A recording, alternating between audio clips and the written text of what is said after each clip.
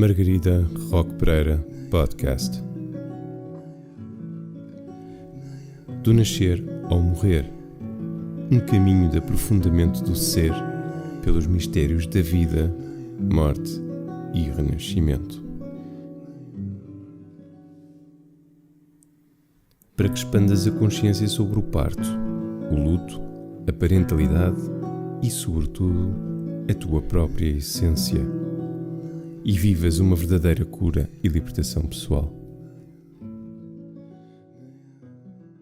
Olá, bem-vindas e bem-vindos a mais um episódio do nosso podcast. Estou agora pela primeira vez a gravar depois do parto, aqui com uma convidada muito especial para falarmos de um tema que tem sido recorrentemente solicitado por vocês e vamos falar do desmame gentil. Então, nós somos muito defensoras da amamentação, do desmame natural, mas nem sempre as coisas vão por esse curso, não é? E também é importante nós fazermos valer o nosso valor a cada momento, a nossa decisão, e muitas vezes a decisão é parar de amamentar, mas queremos fazê-lo da forma mais respeitadora do nosso bebê, da nossa criança, e aqui o tema do desmame gentil então torna-se um assunto super importante a trazer para cima da mesa, e por isso trago comigo hoje a nossa doula Patrícia Paiva. Bem-vinda, Patrícia, por Olá, estares aqui. obrigada. A Patrícia, para além de doula, ela também é CAM, conselheira em aleitamento materno, é educadora perinatal e tem dois programas que eu farto-me de recomendar, que trabalham aqui com dois temas muito importantes, que é realmente o queremos amamentar enquanto quisermos, não é? E isto é um dos programas da Patrícia, eu quero amamentar enquanto quisermos, e aqui traz logo esta vontade também da mãe, que eu acho tão importante trazer, porque neste olhar tão deslumbrado pela amamentação, muitas vezes só olhamos para o bebé, não é? A importância do bebé mamar e tudo mais, mas a vontade da mãe também é importante, então a mãe querer fazê-lo, então quer amamentar enquanto quisermos, tanto a mãe como o bebé, não é? A importância desta díade dos dois, e ainda o outro programa da Patrícia, eu vou Certo. trabalhar e quer amamentar, então dois temas muito importantes na amamentação, o desmame e o regresso ao trabalho, que às vezes estão juntos, outras vezes não. Vamos também falar Exato. aqui de alguns fatores que podem induzir aqui a este desmame. E para isso, Patrícia, acho que era interessante começarmos, se quiseres acrescentar algo que eu ainda não tenha dito, mas começarmos aqui por esta diferença entre desmame natural, desmame guiado, que diferenças é que há aqui? A Patrícia também tem esta experiência de amamentação pessoal, não é? Ela é mãe Sim, e amamentou quatro crianças, ainda amamentou grávida, amamenta em três, três, desculpa. desculpa, se são Sim, quatro, não faz mal. Sim, sim, são vocês são quatro. quatro, É mais fácil eu explicar porque isto é as novas famílias. Portanto, nós somos 6 cá em casa, portanto, eu e o pai. Depois tenho os mais velhos, que eu digo que tenho 2 adolescentes e 2 bebés, portanto, são assim 2 fases desafiantes. Os 2 adolescentes é o meu filho de 15 anos e a minha enteada de 12, e ela foi a única que não foi amamentada por mim. E agora tenho os mais novos, portanto, a minha menina que tem quase 5 anos e o meu menino que acabou de fazer 3, e sim, ambos mamam, portanto é uma pergunta frequente, sim, ambos mamam, amamentei ela na gravidez dele e mamam em tandem agora, até ela se decidir a desmamar, não sei se vão ser os dois ao mesmo tempo, se vai ser ela primeiro e ele depois, estou à espera agora de ver como é que isto corre. sim, sim, sim. E tu mencionaste uma citação que eu adorei, que é esta de amamentar é das coisas mais difíceis que amo fazer. E eu identifico-me também a 200%, não é? Porque realmente é uma coisa que nós fazemos com todo o prazer, não é? Com toda aqui a entrega à maternidade. Eu também amamentei 3 anos e meio a minha primeira filha, amamentei um mês grávida, depois fiz o desmame durante a gravidez e agora estou a amamentar em exclusivo agora a minha bebé, então realmente nós temos esta devoção, mas sabemos a quanta entrega, o quanto difícil às vezes é um momento também de superar algumas questões que a amamentação possa trazer, quer físicas, quer emocional. Então vamos entrar neste tema, começando por isto que estávamos a falar aqui de o que é um desmame natural, o que é um desmame guiado, há um desmame guiado pela mãe, se é natural e guiado pelo bebê, o que é que acontece? Ou é tudo natural, quer ser pela mãe e pelo bebê, o que é aqui? Olha, eu acho que hoje em dia, e há uns tempos tive esta discussão aqui com algumas colegas, é difícil falar em desmames naturais, porque não há, ou seja, não é possível não haver aqui alguma influência da sociedade, da nossa vida, ou seja, desmames completamente naturais, será que ainda existem? Não sei, deixo aqui a questão, porque realmente é um bocadinho difícil e é algo que eu às vezes pesquiso,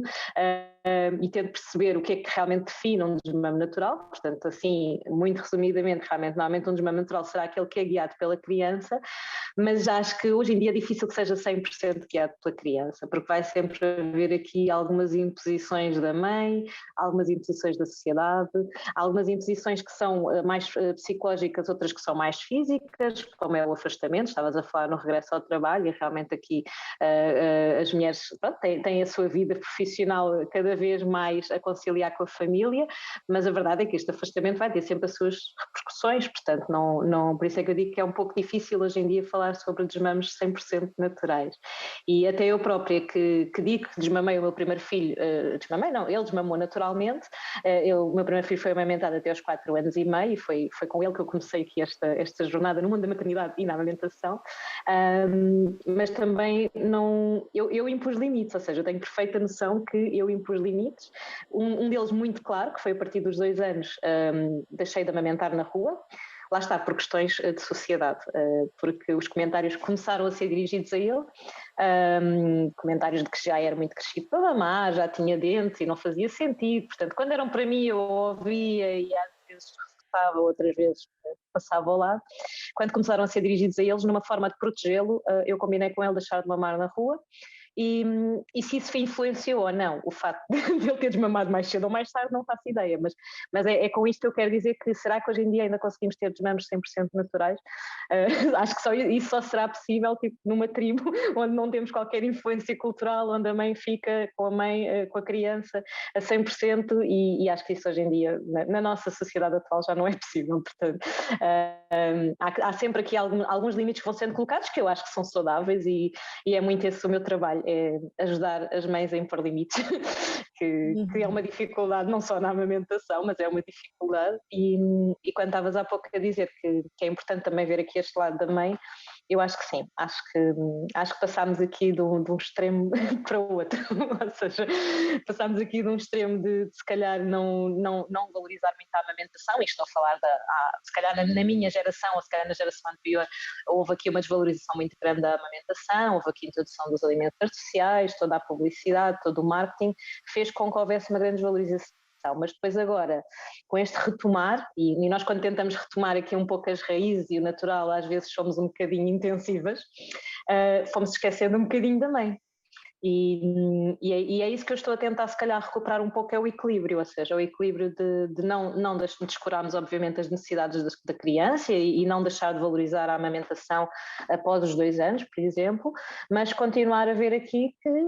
para as mães pode ser muito duro, muito difícil, apesar de amarem amamentar, ok? Há umas que não gostam e está tudo bem, mas muitas das mães que eu acompanho, elas dizem que sim, que adoram, que é um momento fantástico, mas que já não conseguem, ou seja, que já não aguentam,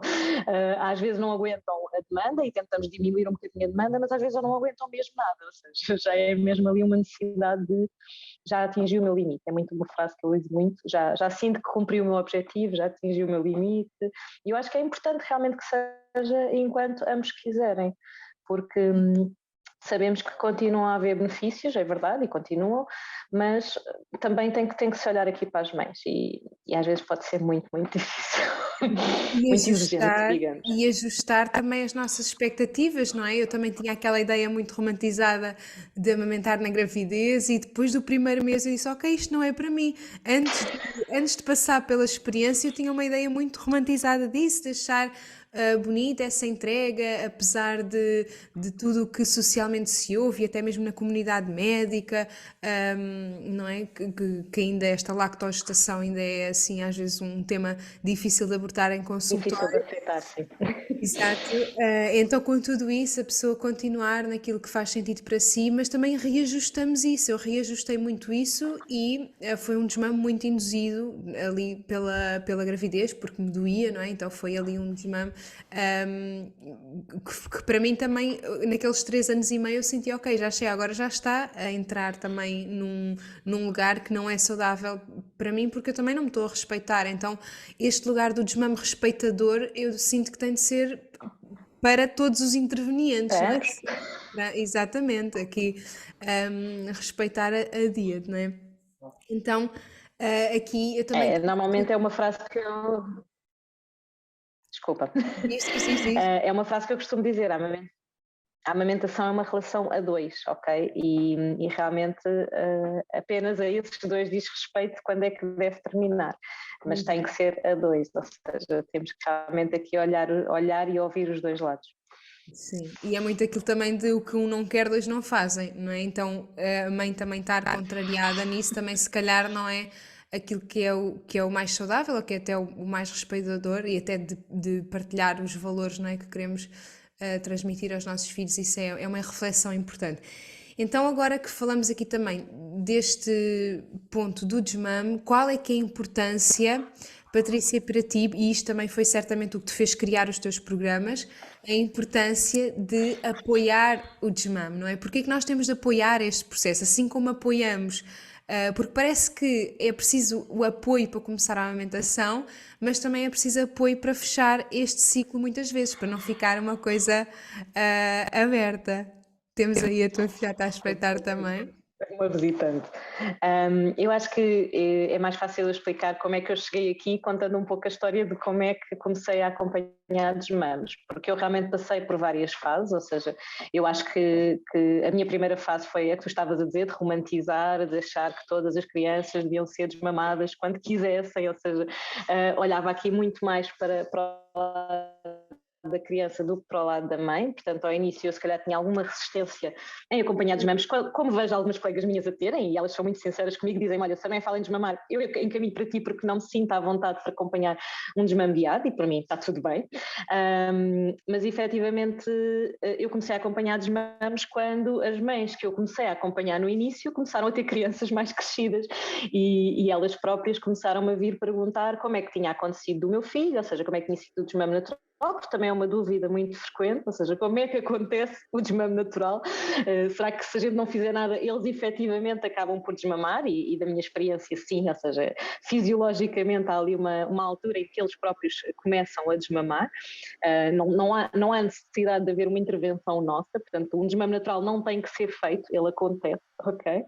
Mas também comecei a ter mães que me começaram a procurar mesmo para o desmame guiado, ou por uma nova gravidez, ou por realmente já terem atingido o seu limite, ou pela aversão, que também é uma questão que surge às vezes, e se calhar daqui a bocado falamos um bocadinho mais sobre isso. E então foi muito natural, ou seja, as mães que eu tinha acompanhado no início da amamentação, depois vinham-me procurar no fim. E eu não tenho por hábito dizer que não, portanto senti necessidade de estudar mais, de ler mais sobre o tema, porque eu só tinha a minha experiência pessoal e de algumas amigas que eu tinha acompanhado de perto,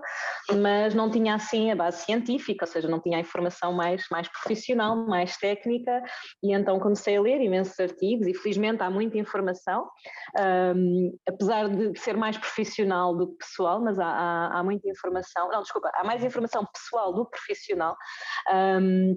e comecei a investigar e comecei a dar essa ajuda e com bons resultados. As mães começaram a perguntar como fazer o tal desmame guiado e eu ia fazendo esse apoio, mas sinto que houve ali uma fase em que houve realmente aqui uma diferença, que foi quando eu decidi dizer ao mundo que eu acompanhava desmames, ok? Portanto, porque eu fazia apenas para as mães que eu já acompanhava desde a gravidez, mas houve ali uma situação que posso explicar assim muito resumidamente, ou seja, uma mãe num grupo de apoio à amamentação do Facebook pediu ajuda para desmamar a sua filha mais velha, porque estava a amamentar 2, e já na gravidez tinha tido aversão, mas conseguiu lidar com a aversão na gravidez, mas depois mais tarde, quando o mais pequenino nasceu, a aversão tomou proporções mesmo muito, muito complicadas de gerir. Então essa mãe foi pedir ajuda nesse grupo, e no meio de alguns comentários empáticos surgiram 3 ou 4 comentários muito julgadores, mesmo muito julgadores. E sendo eu uma das administradoras desse grupo do Facebook, decidi impor-me e decidi dizer que não, que da mesma forma como ali apoiávamos a amamentação com desmame natural, também apoiávamos quando a mãe não estava já a sentir que aquele era o caminho. E pronto, aquilo gerou ali alguma controvérsia, alguma confusão, realmente tive que fazer ali um statement, mesmo lembro-me que até depois fui ou seja, saí do grupo privado e fui para a minha página fazer um statement, e aí disse que sim, que eu faço acompanhamentos de desmame tal e qual como faço acompanhamentos de início da amamentação.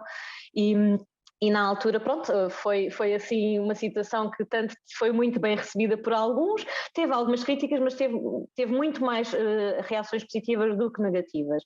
E então aí percebi que havia ali uma lacuna, ou seja, que realmente haviam poucas pessoas em Portugal a fazer este tipo de apoio, porque comecei a receber imensas mensagens, imensos pedidos de ajuda, e foi ali que surgiu, isto foi em 2020, se não estou em erro. Lá está, eu acho que o facto de eu estar a amamentar 2 crianças, ou seja, a minha própria experiência pessoal naquele momento, porque isto foi no final de 2020, portanto o meu filhote já tinha quase 1 ano, a minha filhota tinha 3 anos, portanto eu própria também deveria estar ali a passar uma fase difícil da amamentação em tandem, portanto também empatizei bastante com aquela mãe, e então eu acho que isto tudo junto fez com que eu percebesse, ok, se calhar com a minha experiência pessoal e com a minha experiência profissional a acompanhar mães, eu tenho que levar isto a outro nível, ou seja, eu tenho que realmente começar a dar outro tipo de apoio às mães que sentem que já atingiram o seu limite na amamentação. Quando realmente lancei o primeiro programa foi muito bem recebido, as inscrições escutaram num instante, e realmente eu percebi que era preciso mesmo haver ali este apoio, por vários motivos, não só para as mulheres avançarem para um desmame que às vezes não é necessário, ou seja, porque muitas vezes o desmame é recomendado muito levemente, sem necessidade, e então é uma das primeiras coisas que eu faço, é realmente tentar perceber por que motivo é que estão a procurar apoio no desmame, se faz ou não sentido entrarem no programa, porque às vezes é por uma questão de medicação, tratamentos, que é apenas má informação ou mau aconselhamento, porque a maioria dos tratamentos e da medicação é compatível com a amamentação. Algumas entram com aquela ideia de que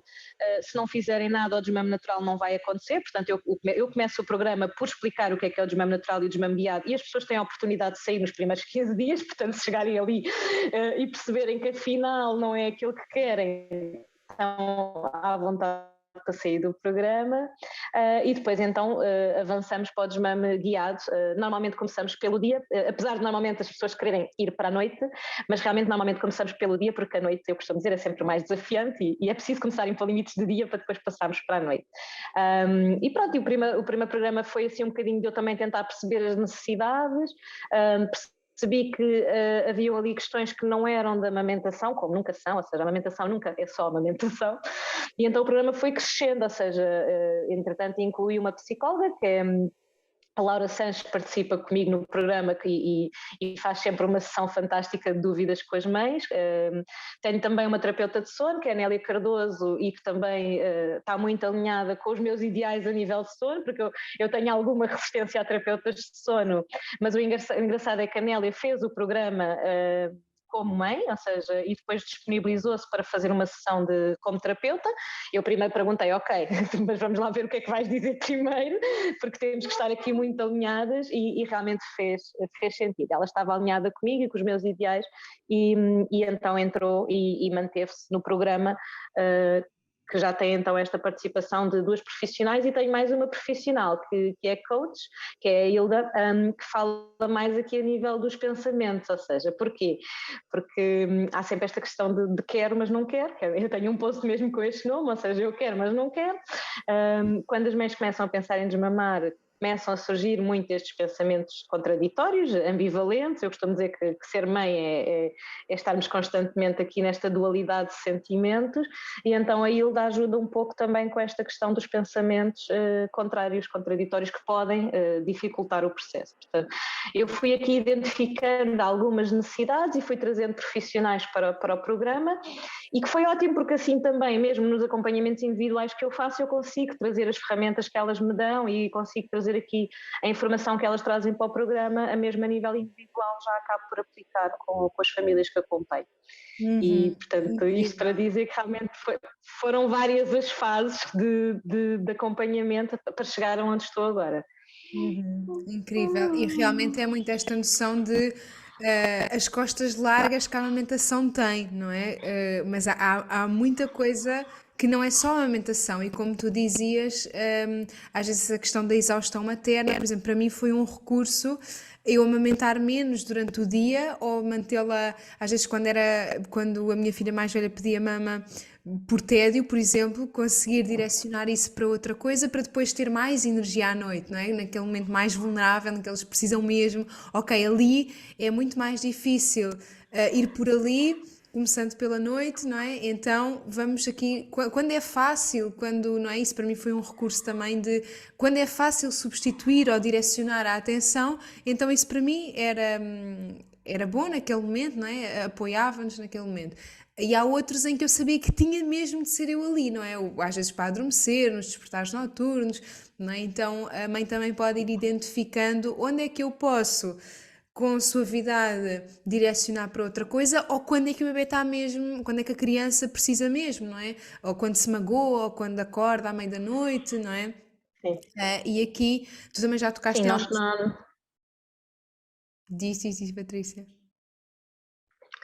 Falamos muito nisso, nas necessidades, ou seja, identificar qual é a necessidade que está por trás daquele pedido, quais é que são as necessidades mais fáceis de substituir ou direcionar, como estavas a referir, e realmente as mais difíceis normalmente são as da noite, o sono, o cansaço, a frustração, e às vezes as mães entram no programa ou entram em contato comigo com a intenção de fazer um desmame completo, mas ao conseguirem encontrar ali formas de impor limites, seja durante o dia ou até conseguem manter por mais tempo. Elas próprias dizem, ok, se for só para amamentar 3 vezes por dia, eu até posso esperar que ela depois desmama ou ele depois desmama. Agora, há outras que não, há outras que realmente sentem que mesmo aquelas 3 já estão a ser muito difíceis, e então é aí que nós temos que trabalhar, é ir diminuindo, primeiro até chegar àquelas 3 e depois como é que vamos retirar estas últimas 3 que ficaram por retirar. Portanto, o programa tem um acompanhamento de 3 meses mesmo por causa disso, porque normalmente isto demora o seu tempo, portanto, para ser gentil e respeitador, eu penso que realmente tem que demorar o seu tempo, não só para a preparação da mãe, mas também para a aceitação da criança. Então, trazendo aqui também esta questão dos principais fatores para o desmame. Nós já falámos do afastamento, do regresso ao trabalho, que muitas vezes pela organização social se impõe um bocadinho isso, e também porque a mulher muitas vezes não quer abdicar do seu trabalho, ou às vezes até quer, mas é imposto, não é, socialmente, e aí temos de fazer um trabalho interno ainda mais profundo para poder contornar isso. Mas se tu quiseres trazer aqui algumas noções importantes, fatores importantes que nos levam realmente aqui ao desmame. E a aversão à amamentação também sinto que é um ponto muito importante, não é? Porque também não é muito falado. O que é isto da pessoa ter aversão à amamentação? Às vezes há mesmo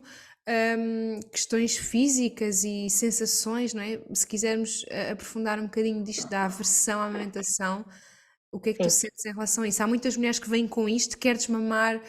pela aversão que eu sinto a isto, já não aguento, não é? O toque às vezes, a disponibilidade emocional, física que é preciso, não é? Sim. Aqui vou só começar pelo regresso ao trabalho que estavas a referir. Portanto, normalmente eu tenho aqui algumas regras, portanto, normalmente só faço acompanhamentos de desmame a partir dos 12 meses. só um bocadinho que a minha filha está aqui doentinha, ou seja, quando aqui a questão é o regresso ao trabalho, tentamos realmente conciliar uma coisa com a outra, portanto, porque uma criança antes dos 12 meses muito dificilmente irá aceitar aqui outra opção que não a amamentação, e aqui no regresso ao trabalho tentamos normalmente outras coisas. Às vezes também tenho mães que me procuram por causa das noites antes dos 12 meses, e lá está, tento através de outras ferramentas que me mantenham ali pelo menos até aos 12 meses, e depois entre os 12 meses e os 18 meses normalmente o acompanhamento passa mais para um desmame parcial e não desmame completo, porque realmente o desmame completo prefiro que seja preferencialmente só depois dos 2 anos, mas normalmente começamos ali a trabalhar por volta dos 18 meses, é normalmente assim que tenho feito. Claro que é muito personalizado, mas normalmente é assim que tento pôr aqui algumas balizas também para eu continuar alinhada com aquilo que são os meus valores, ok? Mas realmente os motivos pelo que me procuram, o burnout parental é um muito comum, ok? E normalmente eu costumo tentar perceber com estas mulheres e tentar explicar a estas mulheres que a amamentação é apenas um bocadinho de tudo o resto. Portanto, realmente que o desmame pode ajudar efetivamente aqui a diminuir um bocadinho a carga da mãe, mas que se a mãe está num burnout parental haverá ali muitas outras coisas que têm de ser trabalhadas e não apenas a amamentação. Portanto, falamos de muitas questões como aqui o equilíbrio da divisão de tarefas, por exemplo, a conciliação do trabalho com a maternidade, aqui tentar também sermos um bocadinho menos exigente connosco, porque eu acho que as mulheres são muito exigentes com elas próprias e querem dar 100% em tudo e não dá, ou seja, não é possível dar 100% em todo o lado. E então tentamos aqui também desconstruir aqui um bocadinho estas exigências da sociedade e às vezes exigências internas que nós próprios temos. Depois também há estas questões físicas realmente que surgem, ou seja, ou uma gravidez que traz, como tu estavas a dizer, aqueles desconfortos no primeiro trimestre. Eu não passei por isso, mas já tive muitas mulheres que me procuraram por isso. Às vezes é suficiente diminuir aqui um pouco a demanda, outras vezes não, e aí partimos então para o desmame total. Mas aqui a aversão, às vezes eu do que tenho estudado, a aversão é uma questão muito fisiológica, ou seja, é aqui uma forma do nosso corpo nos dizer que já não está a aguentar aquilo, portanto já está a ser demasiado. Porquê? Porque normalmente surge quando há realmente estados de exaustão, quando há aqui alterações hormonais, ou seja, aqui, e a aversão é muito pouco estudada ainda, ou seja, há muito poucos estudos feitos sobre a aversão, mas daquilo que eu tenho lido e daquilo que tenho experienciado com as famílias, é que realmente, normalmente ela aparece quando o nosso corpo já está mesmo a dizer que já não aguenta mais, ou seja, tens que fazer alguma coisa, portanto é aqui um sinal muito, muito forte de que tens que fazer alguma coisa, porque começa por ter dores, começam por ter, lá está, uma ansiedade, ou seja, só de pensar que a criança vem mamar, começam a entrar em estados de pânico, e às vezes são sentimentos muito fortes, e como não é uma coisa que se ouve falar muito, as mulheres não percebem o que é que está a acontecer e ficam assustadas. Como é que é possível de um momento para o outro gostar de amamentar e agora de repente parece que nem sequer me consigo imaginar amamentar o meu filho. E é um sentimento muito difícil de aceitar. Eu sinto que tive alguma aversão, houve ali uma altura que eu sinto que tive alguma aversão, mas nunca cheguei a níveis muito extremos, lá está, porque aceitei aquilo como um sinal de alerta e mudei aqui algumas coisas em casa, pratiquei mais autocuidado, portanto aqui eu sei que há aqui algumas coisas que nos podem ajudar a diminuir a aversão, portanto eu sinto que comigo, pessoalmente, nunca cheguei assim a um nível muito extremo, mas acompanho mulheres que estão num nível muito, muito extremo de aversão,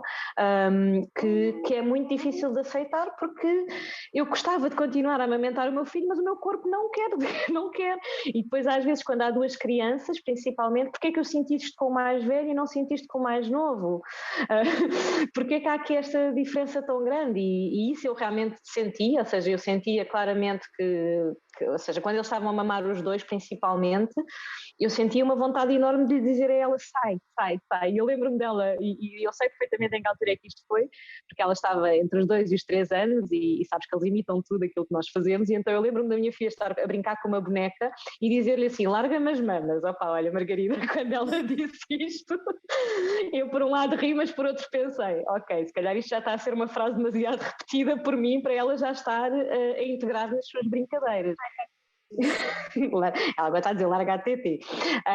E então também comecei a impor alguns limites, ou seja, já lhe fiz a ela um desmame noturno, ela normalmente só mama ao acordar e ao adormecer, neste momento estando doente está aqui um bocadinho fora das regras, mas também durante algum tempo utilizámos a técnica dela só mamar um bocadinho, ou seja, contar até 5 e largar, porque efetivamente chegava ali uma altura que para mim já não estava a funcionar e felizmente lá está, consigo aplicar em mim bastante bem as ferramentas que eu dou às mães.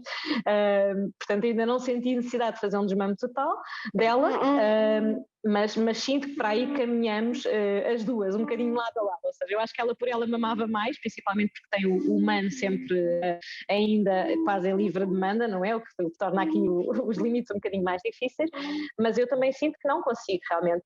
continuar a dar-lhe de mamar a ela em livre demanda e a ele também já vai tendo os seus limites. Mas efetivamente, ou seja, lidar com a aversão não é fácil, é um tema muito tabu que não se fala e realmente é preciso realmente muito apoio para ajudar aquela mãe a perceber o que é que está a sentir, porque é que está a sentir aquilo, que é algo que eu digo de certa forma que é fisiológico e é animal, porque as sensações que temos mesmo são muito, muito animais. Às vezes até ponho imagens e tenho alguns vídeos que às vezes partilho de outros animais a terem esta vontade de sai daqui, deslarga-me as mamas, já não aguento mais, para elas perceberem que isto não é, ou seja, não é uma coisa da cabeça delas, não é uma coisa que foi de certa forma imposta, é uma coisa que está a acontecer. E às vezes consegue-se realmente diminuir a aversão, diminuindo a demanda, outras vezes não. E sinto que é um desmame difícil de aceitar para as mães, porque não é propriamente uma decisão tomada nem por elas nem pela criança, é uma decisão um bocadinho tomada pelo corpo. E é preciso também respeitarmos esses limites do nosso corpo. Sim, e acho que aí também há um pouco essa distinção de hum, não estamos a rejeitar os nossos filhos, não é? Quando temos essa aversão à amamentação, porque eu senti que havia, para mim, eu senti um bocadinho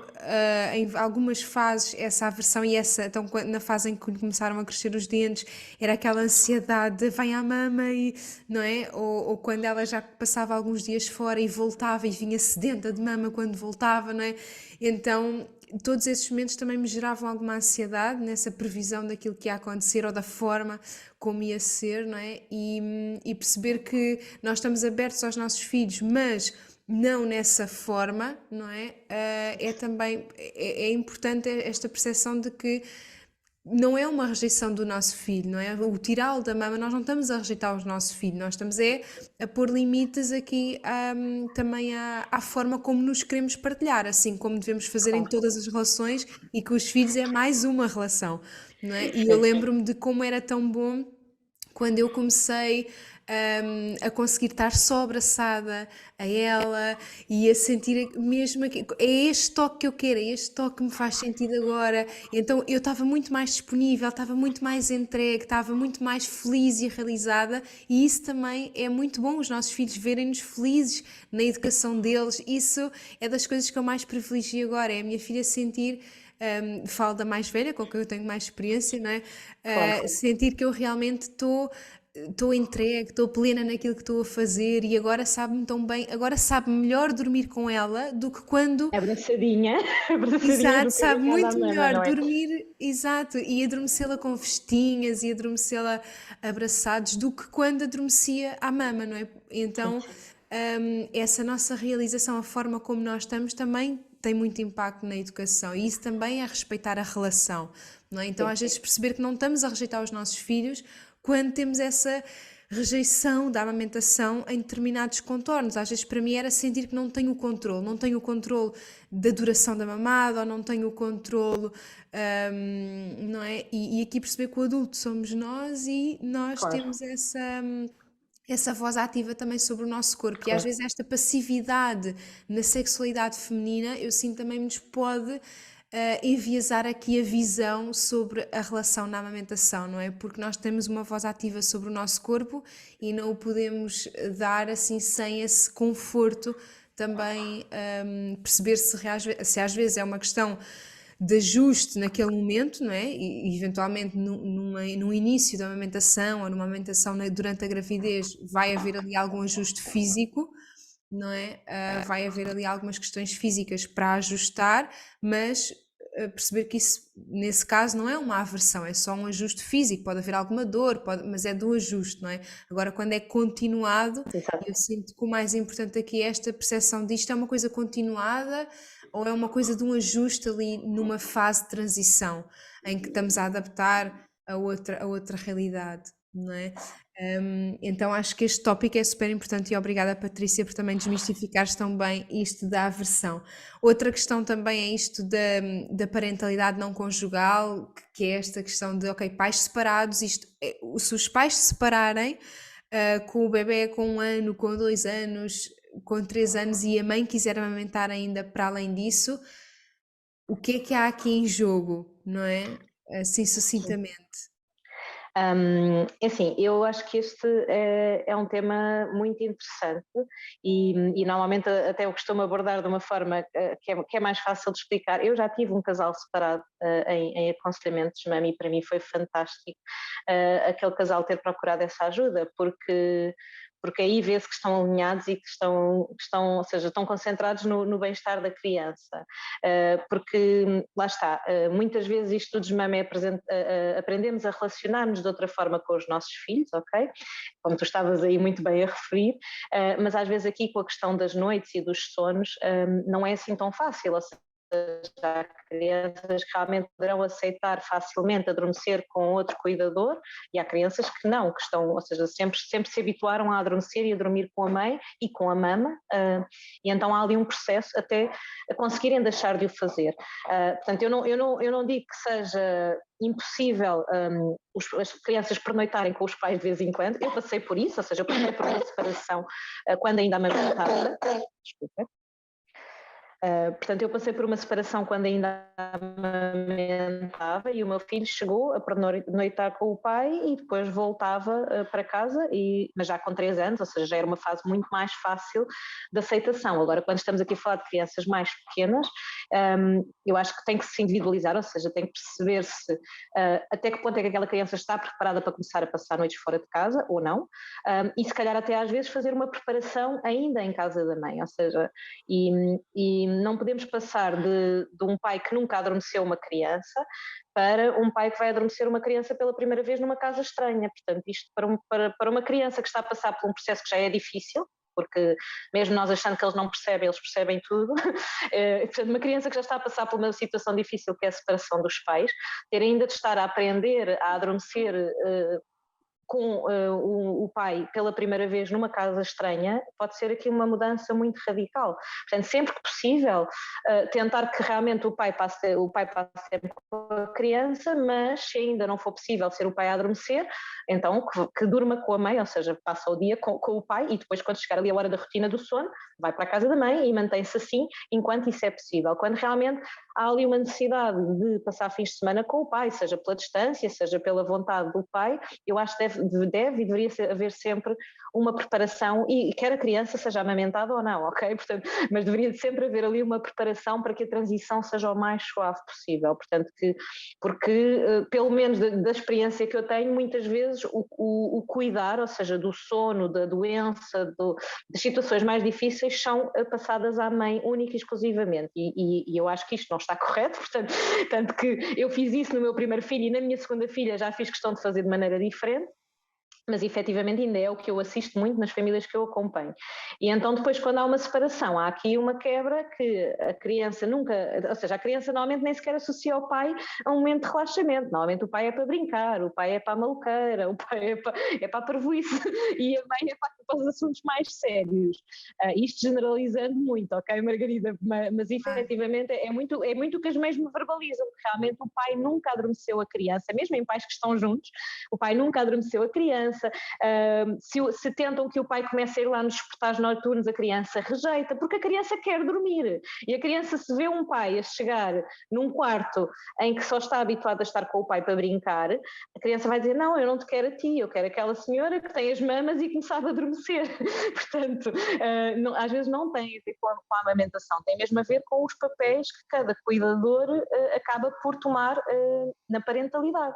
E então, quando há aqui estas questões mais bruscas, muitas, porque pronto, uma separação normalmente é uma situação que acontece e as pessoas esperam que as crianças se adaptem, poderá haver aqui necessidade às vezes do pai começar a fazer o ritual de sono ainda na casa da mãe. Eu sei que isto não é fácil quando estamos a passar num processo de separação, porque por algum motivo se terão separado, mas realmente seria aqui uma transição mais suave, ou seja, o pai começar a fazer parte lá está, da rotina de sono, ainda com a mãe ali incluída, e só depois aos poucos começar a ir o pai sozinho e depois aos poucos começar a ir o pai na casa dele. Portanto, isto para mim seria a transição mais suave. Eu sei que nem todos os casais conseguem fazer isso, porque normalmente, pronto, há questões que estão por trás das separações que levam a que estes entendimentos não sejam fáceis, mas o ideal seria que todos estivessem a trabalhar no maior interesse da criança e ainda há pouco tempo li uma frase que dizia: a amamentação é um direito da criança. Portanto, nós temos aqui que perceber que há aqui uma questão de que a criança sempre foi habituada a adormecer à mama, a criança sempre readormeceu à mama, nós não podemos esperar que uma criança de um momento para o outro passe a adormecer com um biberon. Portanto, quem diz que mas já tem mais de um ano, já pode beber biberon ou pode comer outras coisas, não faz a mínima ideia do que é a amamentação, porque a amamentação vai muito além de dar leite a uma criança, porque senão seria fácil desmamar, senão seria fácil substituir a mama por um biberon, e não é, porque há muitas outras necessidades que a mama consegue responder de forma rápida e eficaz. Portanto, antes de se exigir a uma criança que passe noites fora de casa, temos que ajudá-la a conseguir então que essas necessidades sejam respondidas sem ser única e exclusivamente pela mãe e sem ser única e exclusivamente pela mama. Sim, sem dúvida. E esse, por exemplo, no meu caso pessoal,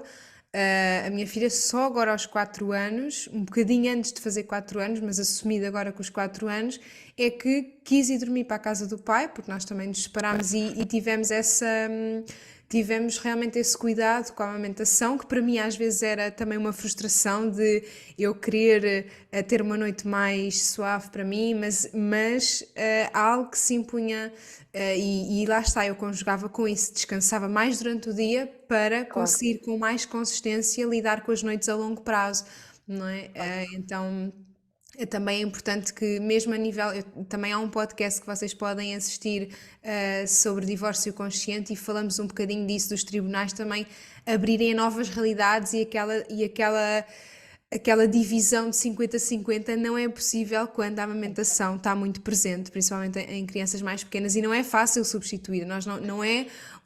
como tu dizias, não é fácil dizer a um bebê: olha, agora mamas só isto, agora desmama, não é? Então não se pode pôr também essa decisão em cima da mãe, porque não é uma coisa fácil de se fazer. E aqui queria tocar ainda nesse ponto, como tu dizias, não é fácil substituir por um biberão, a criança começar a mudar esse foco de agora vou-me nutrir através de outra coisa, sempre foi por aqui e agora vou aprender que é por outro lado também. Isso é tudo um processo gradual, mas na tua experiência aqui a introdução alimentar, ou eu também passei por isso a nível pessoal, esta coisa dela não come porque mama, e tens de reduzir as mamadas para a criança estar mais nutrida, não é? É uma questão de saúde, não é? Muitas vezes tudo isto à volta a minar também aqui o mundo da amamentação e da expectativa da mãe, não é? E a culpa materna muitas vezes também vem aqui ao de cima. Então, muito trabalho interno para todos nós para lidar com estas questões. O que é que tu sentes aqui? Também é um fator que as mães trazem para desmamar? Quer que o meu filho coma? Quero que o meu filho coma mais. Quero deixar de dar mama para comer mais. Muitas vezes isto não parte das mães, ou seja, muitas vezes parte dos profissionais que culpam a mama por a criança não comer. Eu, pessoalmente, também lidei agora com essa situação com o mais novo, e ainda bem que foi com o mais novo, porque acho que se tivesse sido com um dos dois primeiros, teria sido muito mais difícil de lidar. Ou seja, ele realmente, eu posso dizer, ele fez a introdução alimentar aos 6 meses, baby led weaning, comia, lá está, as quantidades dele, mas noto claramente que entre os 9 meses e os 12 meses começou a diminuir, ou seja, bastante. E depois chegou ali uma altura em que realmente ele não comia praticamente nada durante o dia, chegou a ter acompanhamento por causa desta questão, mas lá está, eu nunca fiz essa associação dele não come porque mama. O que eu percebia claramente é que ele mamava mais porque comia menos, mas muito o que eu costumo dizer é que mamar também é comer, portanto eles não significa que comam menos porque mamam, simplesmente eles acabam por compensar na mama aquilo que não comeram e que se calhar já estaria numa altura de comerem. Agora, lá está, expectativas, é muito importante perceber quais são as nossas expectativas, porque muitas vezes uma mãe que acha que a criança come pouco está a compará-la com outra criança que tem necessidades diferentes e realmente eles todos têm necessidades diferentes de acordo com a sua genética, com o seu tamanho, com a sua predisposição para a alimentação complementar, portanto ajustar aqui expectativas é muito importante. Portanto o facto de eu já ter tido 2 crianças que comiam bem e mesmo mamando e que comiam bem e nunca foram, eu não tenho crianças muito grandes, ou seja, nunca foram crianças muito grandes, de certa forma descansou-me quando eu tenho um terceiro que não come bem, mama, e era o maior dos 3, ok? Portanto, aqui a nível nutricional eu percebia, ok, ele não come assim nada de especial, é verdade, ele compensa na mama claramente aquele que não come, mas ele continua a receber tudo aquilo que precisa porque ele é o maior dos 3, portanto sempre manteve ali a linha do percentil dele,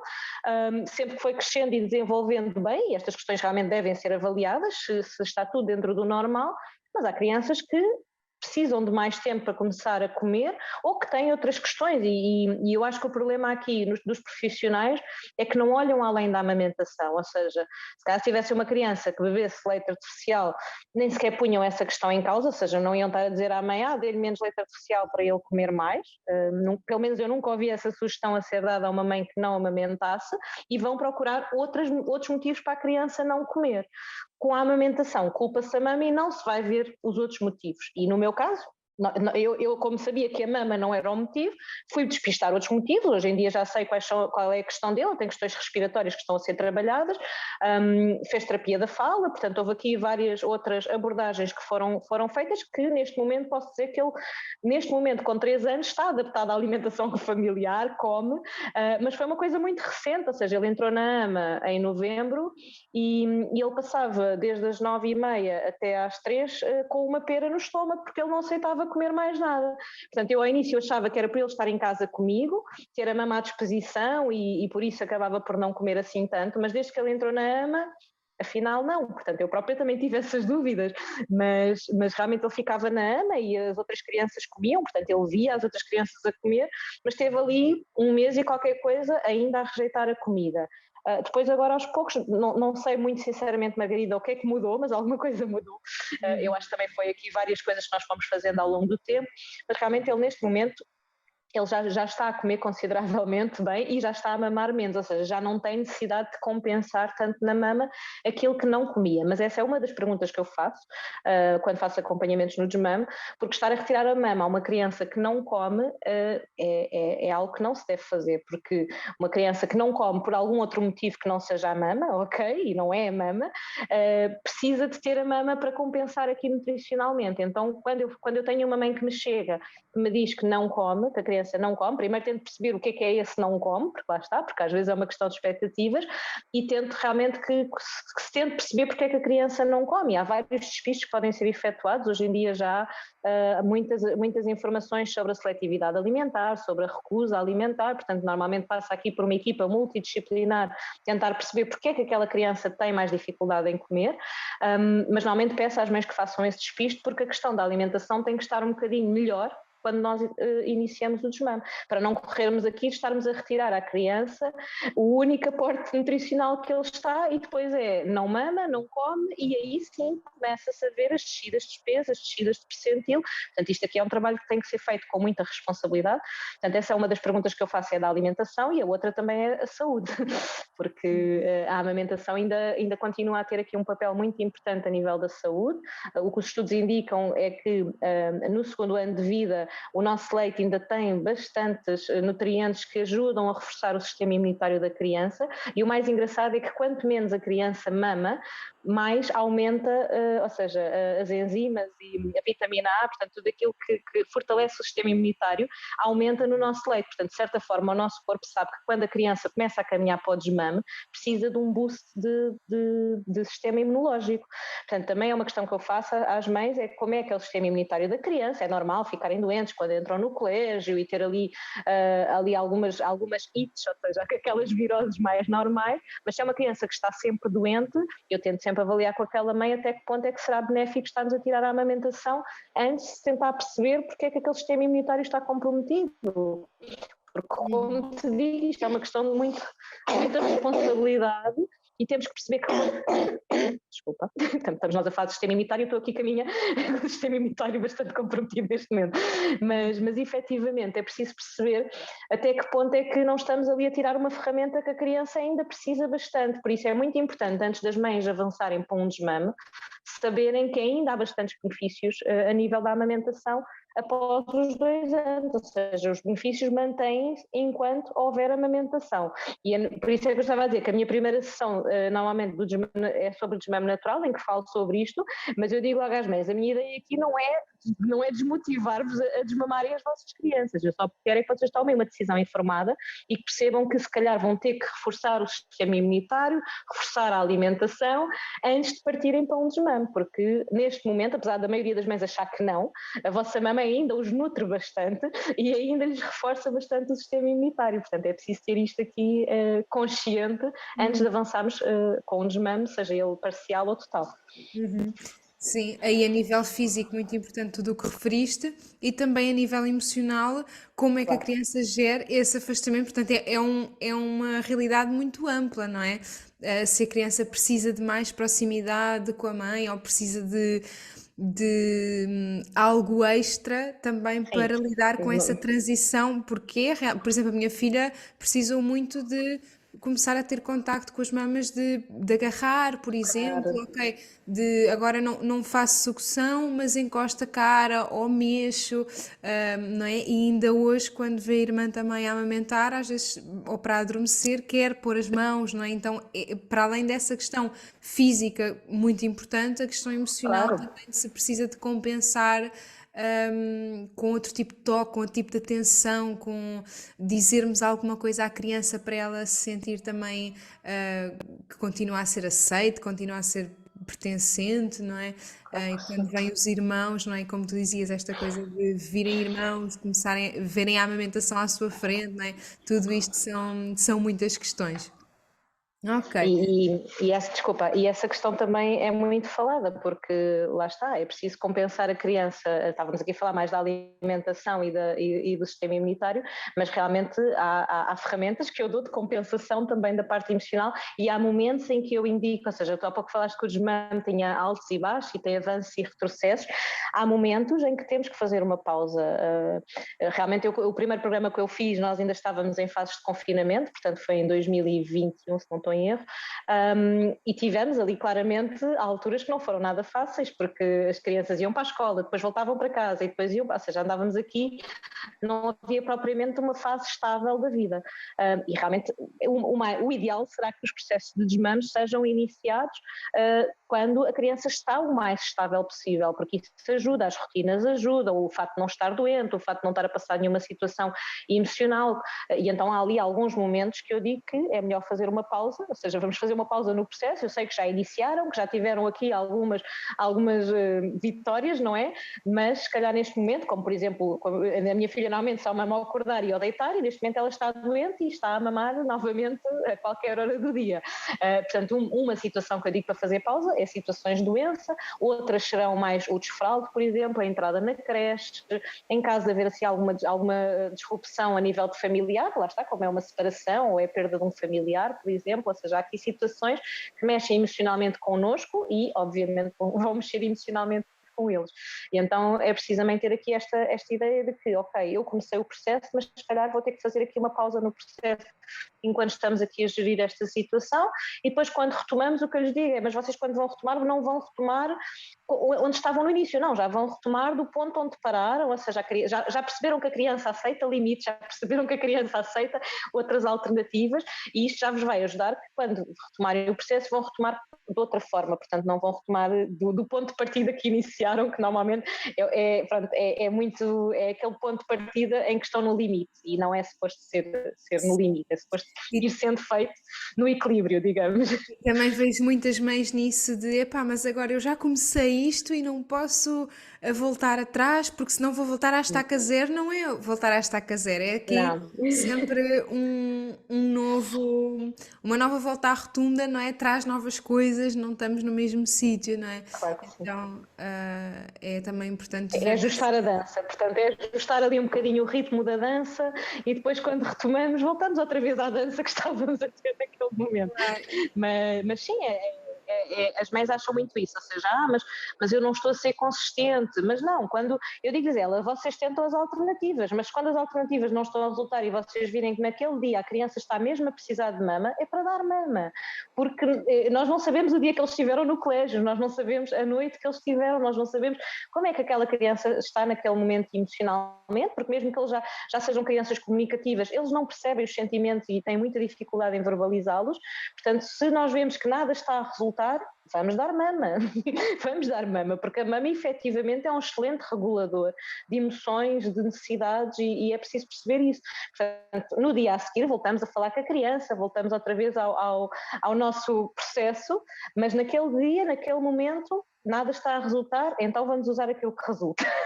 E depois no dia a seguir voltamos a tentar as alternativas. Sim, sem dúvida. E isso ela está a aliar esta gradualidade, tornar o processo gradual. E recordo-me da Sofia Inácio, que também teve aqui no podcast, dela referir que para a saúde da mãe também é muito importante não ser abrupto mesmo. Para a própria Sim, saúde mamária da mãe, que não seja um processo abrupto. Então, trazer isso, não é? Não há problema de naquele dia mais crítico darmos mais mama, não é? Não é essa a nossa intenção a longo prazo, mas agora funciona sim. neste momento, não é? E E isso, realmente, quando tem que ser abrupto, eu já acompanhei situações médicas que tiveram que ser abrupto, é muito difícil, é muito difícil. E felizmente, mesmo quando tem sido abrupto, eu tenho conseguido que as mães sintam que foi gentil, ou seja, que foi, ou seja, dentro do caos, porque normalmente quando é uma situação que tem que ser interrompida a amamentação de imediato, é porque a vida da mãe está num caos, ou seja, porque alguma coisa se passa ali muito, muito urgente. E ainda a semana passada recebi um relato de uma mãe que, por motivos de fazer tratamentos oncológicos, tinha que parar a amamentação de imediato, ou seja, normalmente nós temos algum tempo, mesmo com tratamentos oncológicos, temos algum tempo até começar os tratamentos, mas aquela mãe tinha que parar de imediato porque a desregulação hormonal da amamentação estava a aumentar o problema médico, e ela diz que só o facto de ter falado comigo, só o facto de alguém ter percebido que aquilo era uma questão para ela, porque toda a gente lhe dizia, mas tu acabaste de saber que tens um cancro e estás preocupada com a amamentação do teu filho. Sim, porque neste momento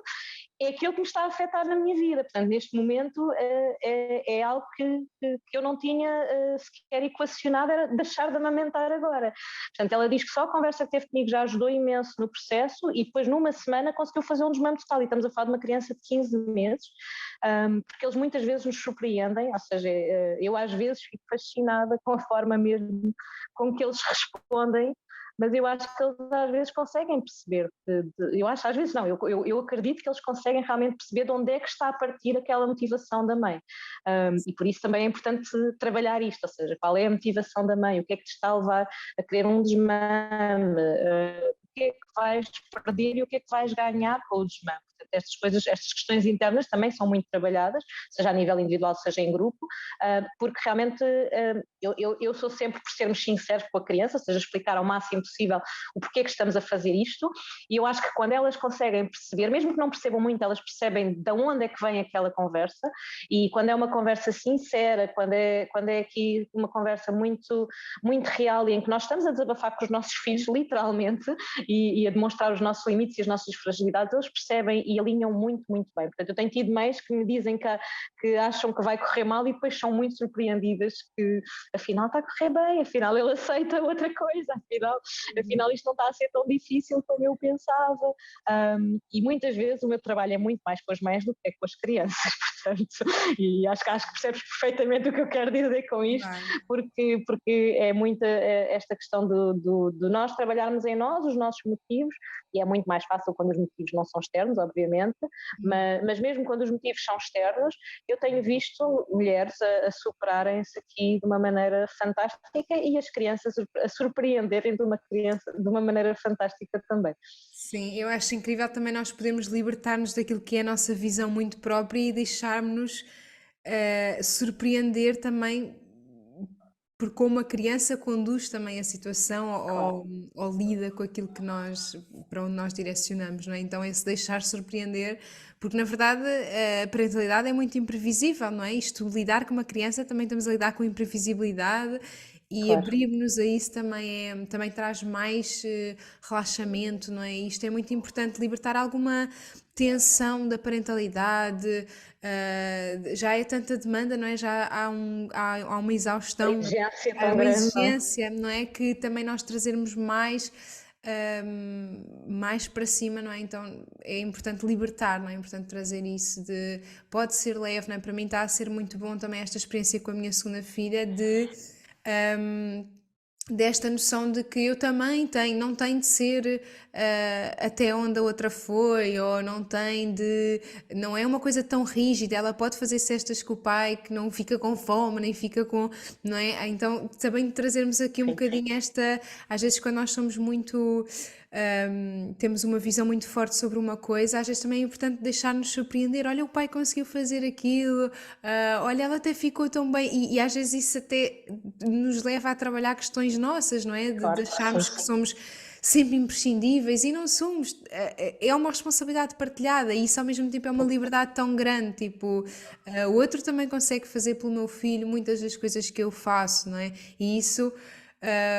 muitas vezes questiona o nosso lugar de mãe, mas também traz muita liberdade e isso é o mais importante também, sentirmos essa liberdade de escolha na forma como maternamos, não é? E na forma como nos relacionamos. Então, aqui em jeito de resumo, aqui esta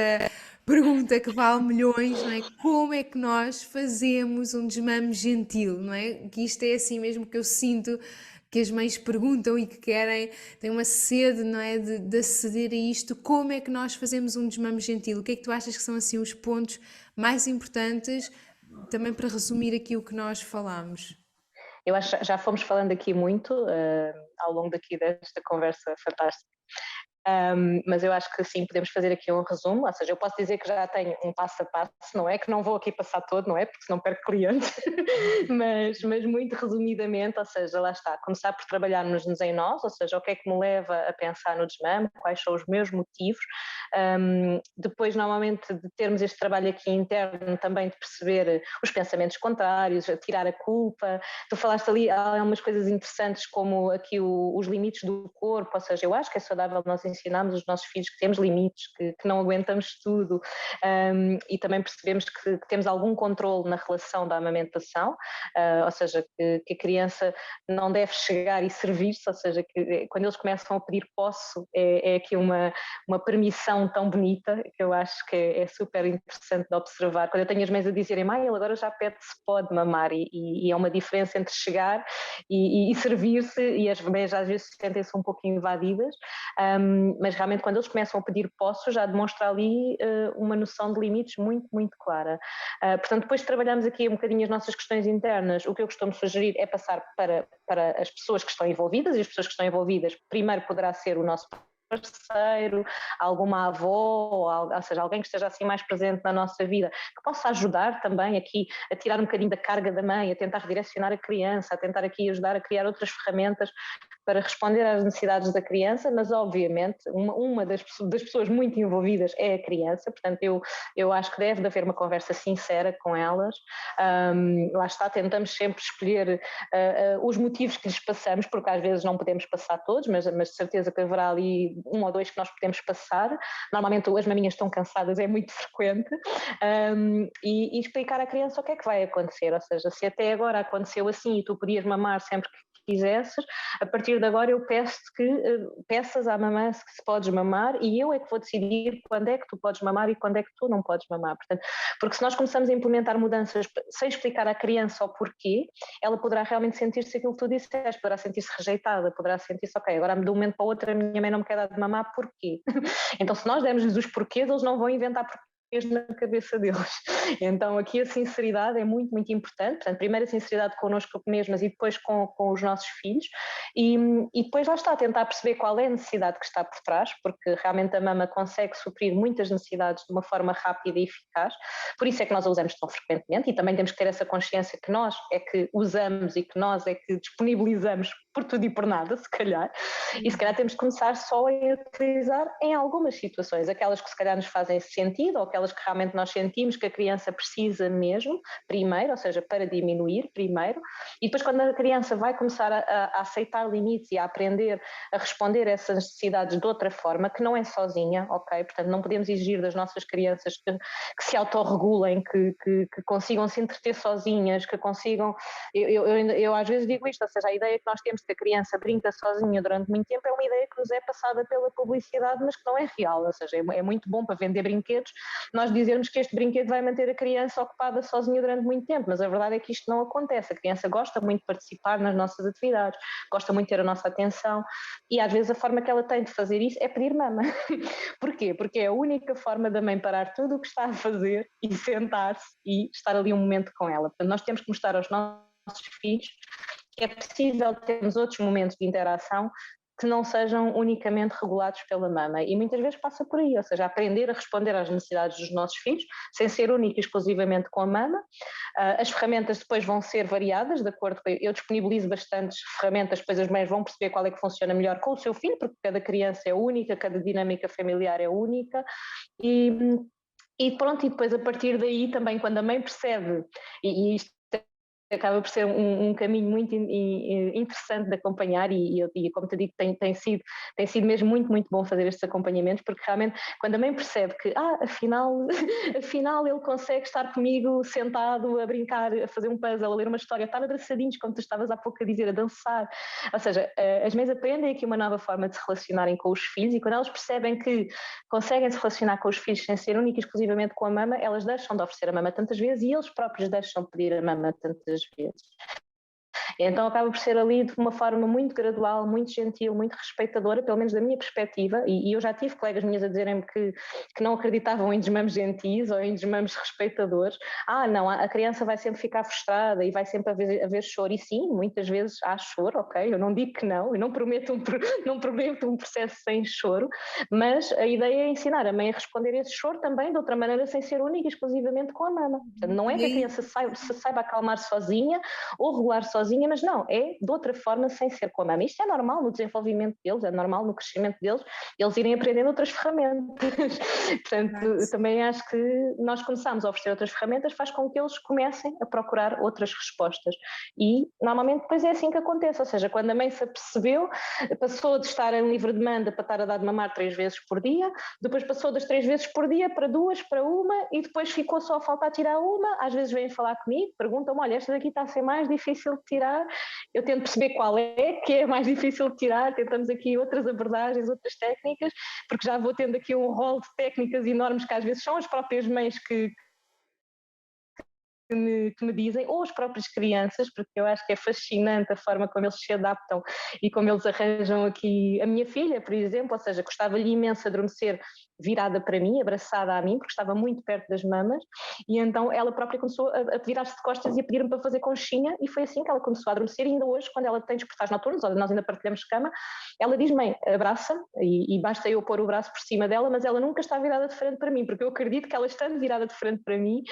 sinta ali algumas vontades de mamar, não é? E então é super interessante também observar neles que eles próprios começam a ganhar outras formas de lidar com a mãe, e às vezes são eles próprios que surpreendem, em vez de virem pedir-me a minha, vêm pedir mãe, anda a fazer não sei o que comigo, e quando isto começa a acontecer e eles começam a perceber que é possível, as coisas desenrolam-se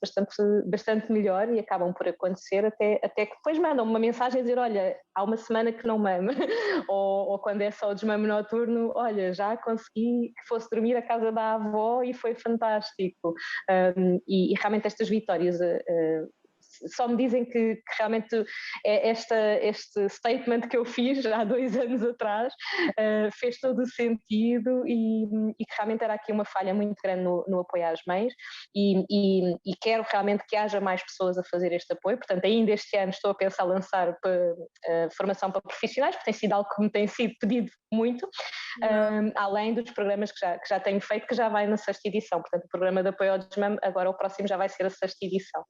Sem dúvida, e para mim também estás a trazer esta questão de que o desmame gentil é também um desmame muito criativo, tanto do lado da mãe como do lado do bebê. Eu recordo-me da minha filha quando eu tentava trazer aqui alguns limites e também para adormecer não dava mama infinita, não é? Portanto tinha ali também um limite de tempo, quando eu já me sentia saturada. Terminávamos e ela às vezes precisava mesmo de sair do quarto, então ela chorava, ia-se embora, saía, e eu ficava assim também, ai meu Deus, não é? Desolada, meu coração de mãe, mas também com algum trabalho interno nós aprendemos a estar nessa presença da frustração dos nossos filhos e saber acolher isso, sem querer também reprimir isso, porque às vezes a repressão também vem nesse sentido, não queremos ver os nossos filhos chorar, não queremos ver os nossos filhos frustrados, então damos a mama, mas depois ficamos nós frustradas, portanto, e aí dizias, a partir de que lugar é que estamos a dar a mama, não é? A partir de que lugar, se é simplesmente para tapar um buraco emocional que não queremos que ele abra, porque nós depois também não sabemos lidar com isso, e abre um nosso também interno, não é? Então esse lugar é muito importante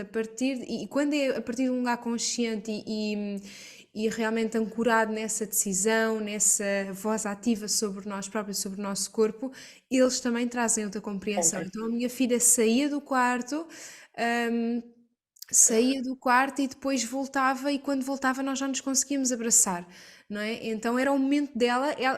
ela própria encontrou isso de se afastar, ir para outra divisão,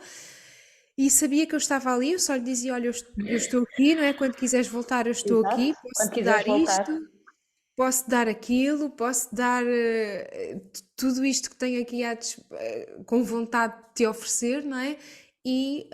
quando ela conseguia, depois então regressava e conseguíamos voltar a dormir abraçadas ou assim, não é? Depois se calhar noutro despertar já tinha de ser com mama, mas eu também já estava muito mais recuperada porque pus um limite de tempo naquela mamada,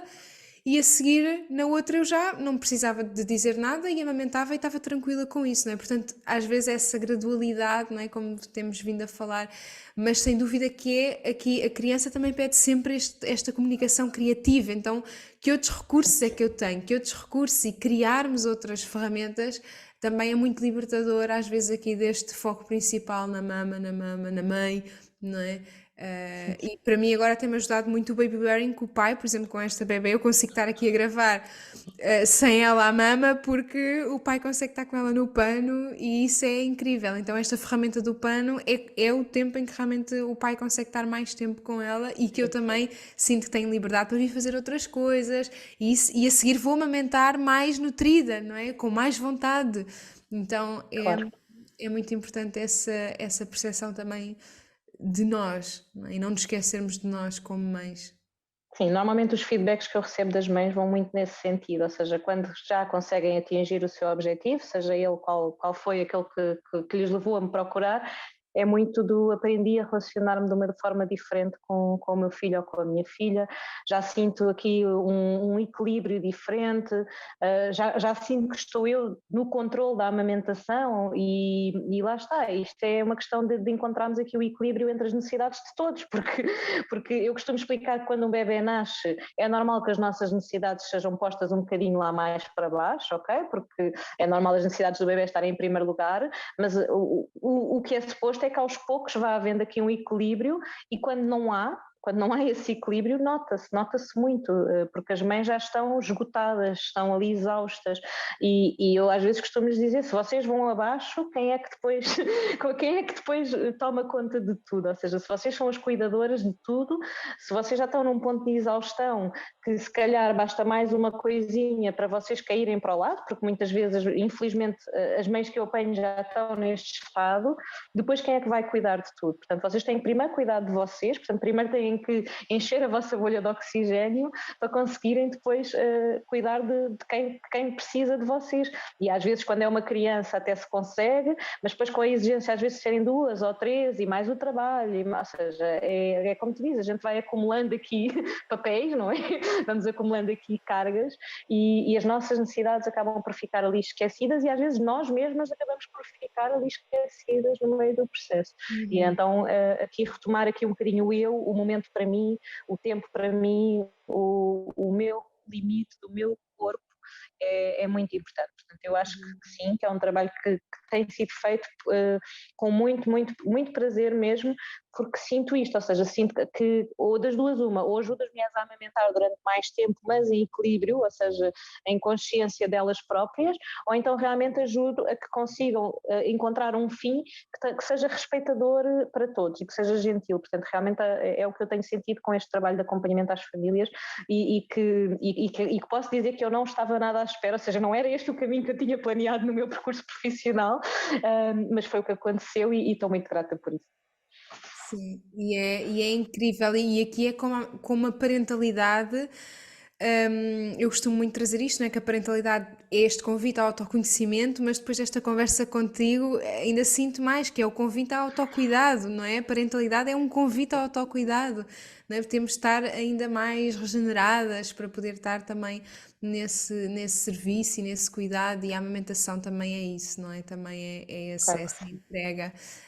Então, antes de nos entregarmos, recuperarmos-nos, não é? Isso é super importante e sinto que, como modo final, levo muito isto também da nossa conversa da parentalidade, ser esse mote para o autocuidado, não é? Da amamentação, nos relembrar o quanto nós precisamos de nós estarmos nutridas a todos os níveis, para a amamentação também poder ser nutridora da relação a Claro que vários sim, níveis, não é? Então, claro que Patrícia, sim. não sei se queres deixar assim uma palavra final para as mães que querem percorrer este caminho do desmame gentil, não é? Que é tão falado, e sim, nós defendemos a amamentação, enquanto fizer sentido, enquanto for equilibrada, porque se entramos também numa relação tóxica na amamentação, também não é isso que se pretende dentro da amamentação, não é? Não Claro, é o leite acima de tudo, não é? É a relação acima de tudo, é as pessoas, não é? E claro isso é que sim. super importante. Não sei, assim como um momento final, eu acho que espero que esta conversa ajude algumas pessoas a encontrarem o seu caminho, ou seja, a encontrarem realmente, se estiverem já neste desespero do quero mas não quero, ou já estiverem aqui neste limite, espero que esta conversa realmente ajude a encontrar o seu caminho,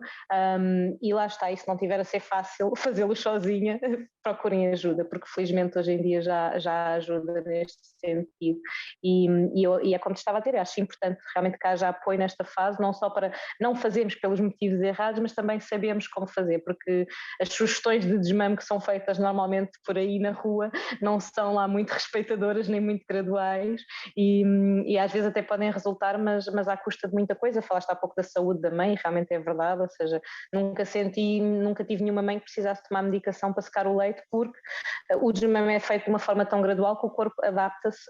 a esta questão e às vezes tem mesmo aqui a ver com as questões mais psicológicas, ou seja, e é engraçado porque